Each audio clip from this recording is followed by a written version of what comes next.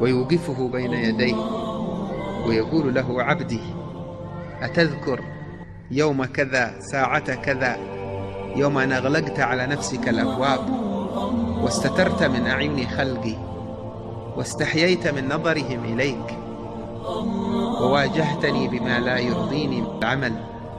أين كان نظري منك؟ عبدي، لم جعلتني أهون الناظرين إليك؟ عبدي، استحييت من خلقي ولم تستحي مني؟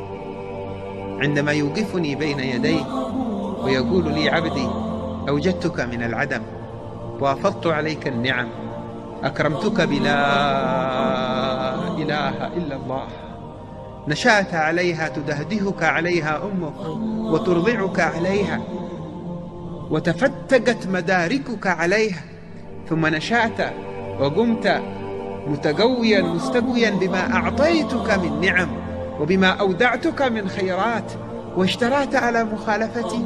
كيف واجهت نعمي؟ هل أديت حق شكرها؟ هل وظفتها فيما يرضيني عنك؟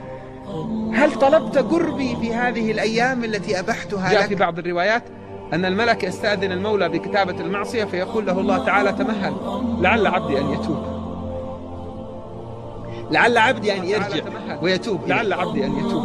فيستبقي الملك: لعل عبدي أن يرجع ويتوب إليه.